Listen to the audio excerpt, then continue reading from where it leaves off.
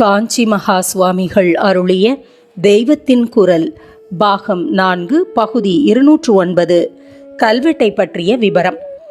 ஊர் சபைகளின் அங்கத்தினர்களை எப்படி தேர்ந்தெடுத்தார்கள் என்பதை காஞ்சிபுரத்துக்கு அருகில் உள்ள உத்திரமேரூரில் உள்ள சாசனத்தால் மட்டுமின்றி தெற்கு ஜில்லாக்களில் உள்ள வேறே பல செப்பேடுகளில் இருந்தும் கல்வெட்டுகளில் இருந்தும் தெரிந்து கொள்கிறோம். மாயவரம் தாலுகாவில் தலைஞாயிறு என்ற கிராமம் இருக்கிறது. அங்கே குற்றம் பொருத்தீச்சரர் என்ற கருணை பெயர் கொண்ட சிவன் கோயில் இருக்கிறது.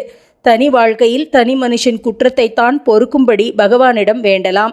பொது வாழ்க்கையில் குற்றமில்லாமல் அப்பழுக்காகத்தான் ஒழுகணும் என்று காட்டுகிற மாதிரி இந்த கோவிலிலேயே ஊராட்சி பற்றி ஒரு சோழர் கால கல்வெட்டு இருக்கிறது. இத்தனை வயசுக்கு மேலே ஆனவர்கள், இதற்கு முந்தி இத்தனை வருஷ காலம் ஊர் சபையில் அங்கம் வகிக்காதவர்கள், வேறே தன் உறவுக்காரர்கள் யாரும் ஊர் சபையில் இத்தனை வருஷத்துக்கு முந்தி வரை மெம்பராய் இல்லாதவர்கள் ஆகியவர்களைத்தான் எலெக்ட் செய்யலாம் என்று இந்த கல்வெட்டில் இருப்பது ஏறக்குறைய உத்திரமேரூர் பாணியிலேயே இருக்கிறது. கல்வெட்டும் தாமிர சாசனமுமான உத்தம சோழன், சுந்தர சோழன், முதலாம் ராஜராஜன், முதலாம் ராஜேந்திரன், முதலாம் குலோத்துங்கன் என்று பல பேர் காலத்தியதாக ஊராட்சி விஷயங்களை சொல்பவை பல இருக்கின்றன. அன்பில் பிளேட்ஸ் என்று இவற்றில் இருப்பதிலும் இந்த விஷயங்கள் வருகின்றன. ஆனாலும் முக்கியமாக முழு விபரமும் தருவதாக இருப்பது உத்திரமேரூர் சாசனம்தான். சரியாக சொன்னால் உத்திரமேரூரிலேயே 2 சாசனங்கள் இருக்கின்றன. முதலில் ஒன்றும் அப்புறம் 2 வருஷங்களுக்கு பின்னால் இன்னொன்றுமாக 2 கல்வெட்டுக்கள் அங்கு காணப்படுகின்றன. முதல் கல்வெட்டு சுருக்கமாக இருக்கிறது. பிந்தையதுதான் விபரமாக இருப்பது. அதுதான் அதிக பிரசித்தி அடைந்தது. நான் அதில் உள்ள விஷயங்களைத்தான் இப்போது சொல்ல இருக்கிறேன்.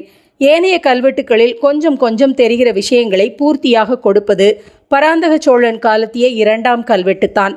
ஓர் ஊரில் பொது காரியங்களில் ஏதாவது குறை ஏற்பட்டிருந்தால், முறையின்மை நடந்திருப்பதாக தெரிந்தால் அதை விசாரித்து நிவர்த்தி செய்வதற்காக சோழ ராஜா தகுந்த அதிகாரிகளை அனுப்பி வைப்பான்.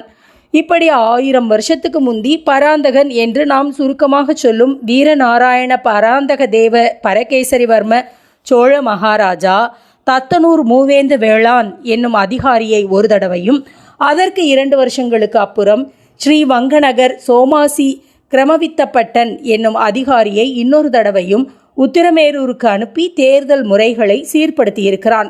இந்த இருவரும் மேற்பார்த்து செய்த ஏற்பாடுகளைத்தான் முறையே அந்த 2 உத்திரமேரூர் சாசனங்கள் தெரிவிக்கின்றன.